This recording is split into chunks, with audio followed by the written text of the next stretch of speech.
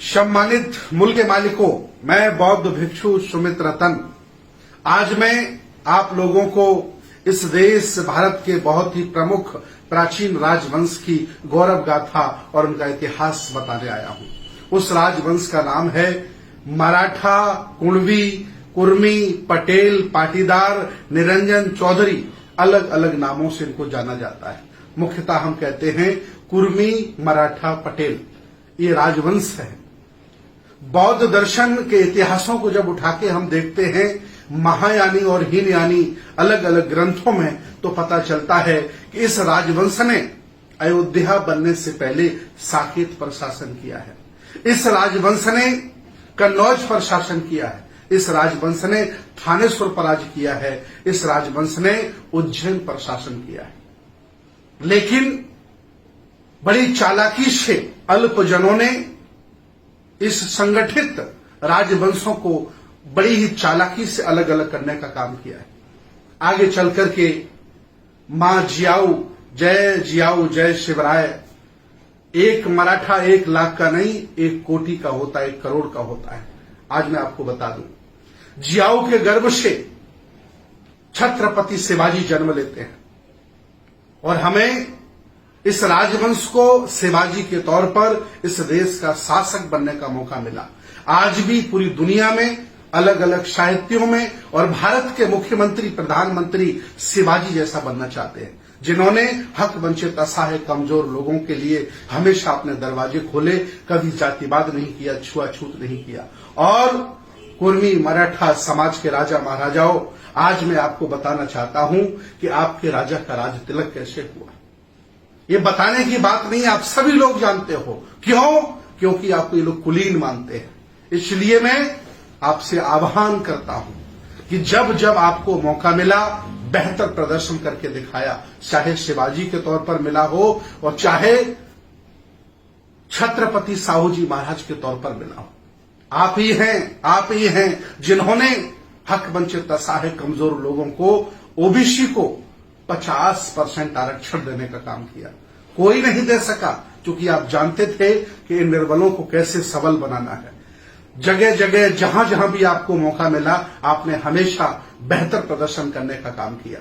इसके बाद सयाजीराव गायकवाड़, वो भी आपके वंश परंपरागत से आते हैं, लेकिन धनगर पाल वंश से भी उनका ताल्लुकात है। इन्होंने भी बेहतर काम करने का प्रयास किया। बाबा साहब को विलायत भेजने के लिए सयाजीराव गायकवाड़ का कितना बड़ा योगदान है, पूरा भारत जानता है। इसके बाद ऐसा नहीं कि इस राजवंश में लोग पैदा नहीं हुए, बहुत लोग पैदा हुए। बड़े बड़े संत, बड़े बड़े ऋषि, बड़े बड़े राजे महाराजे पैदा हुए। इसके बाद इस वंश में संत तुकाराम जन्म लेते हैं, अंधविश्वास, पाखंड, रूढ़ियों के खिलाफ जिन्होंने पूरा जीवन लगा दिया। और बाद में नफरत करके, ईर्षा द्वेष करके इन अल्पजनों ने, जिन्हें आप बामन कहते हैं, इन्होंने संत तुकाराम की हत्या की।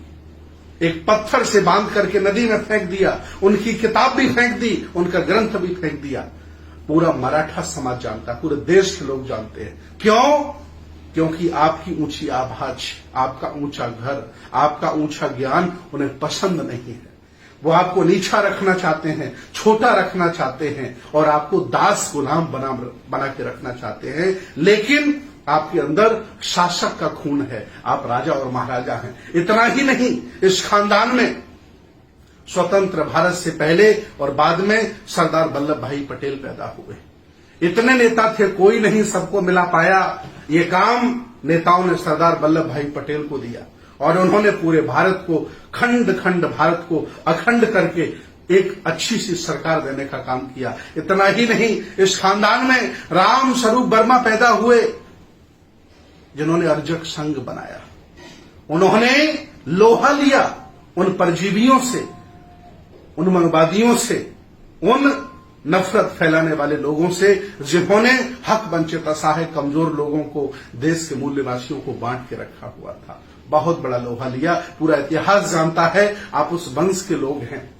इतना ही नहीं, नीतीश कुमार बिहार के मुख्यमंत्री हैं। इतना ही नहीं, भूपेश बघेल इसी खानदान के मुख्यमंत्री हैं। मैं कहना यह चाहता हूं कि कभी ये देश आपने संभाला, साकेत के तौर पर, उज्जैन के तौर पर, कन्नौज के तौर पर और छत्रपति शिवाजी के तौर पर आपने उदाहरण पेश किया है। आखिर आज ऐसा क्या आप में हो गया है कि हक वंचित, असहाय, कमजोर लोगों को अपने साथ आप नहीं जोड़ पा रहे हो? अगर ये मादा आप नहीं दिखा पा रहे हैं, इसीलिए अल्पजन यहां शासक बना बैठा है।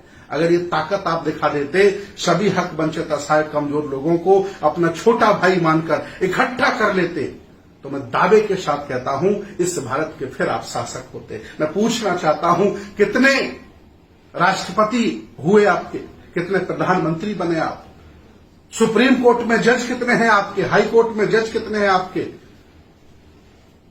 जिलाधिकारी कितने हैं आपके, जमीन में हिस्सेदारी कितनी है आपकी? क्यों? क्योंकि हम लोगों ने मानसिक गुलामी स्वीकार कर ली है। हम लोगों ने अपने आप को दास स्वीकार कर लिया।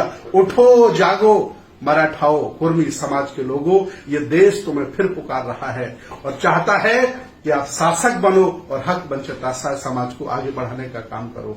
आप हमेशा हक वंचित समाज की रक्षा करते रहे, हमेशा आपने समता का शासन किया, कभी छुआछूत भेदभाव नहीं माना, सबको गले लगाया। ऐसे शासक की आज भारत को फिर जरूरत है।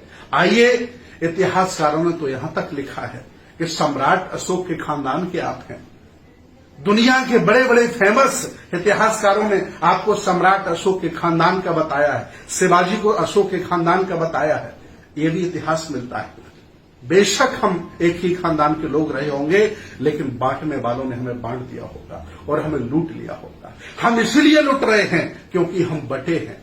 मैं आह्वान करता हूं, ये बुद्ध की संस्कृति, ये श्रमण परंपरा, एक श्रमण आपको आह्वान करता है, आओ सबको गले लगाओ और मिला करके, जिस तरह से आपने खंड खंड भारत को अखंड किया था, जिस तरह से आपने शासन चलाए, शिवाजी के तौर पर उदाहरण पेश किया था, ये भारत फिर उसी देश में, उसी स्थिति में आपको देखना चाहता। मैं बौद्ध भिक्षु सुमित रतन आपको प्रधानमंत्री के तौर पर, आपको मुख्यमंत्री के तौर पर और अच्छे शासक के तौर पर देखना चाहता है, ताकि आपके माध्यम से देश की संस्कृति, सभ्यता और दर्शन और बुद्ध का आंदोलन बचा रहे। आओ, मैं आपका स्वागत करता हूं। बहुत बहुत साधुवाद, बहुत बहुत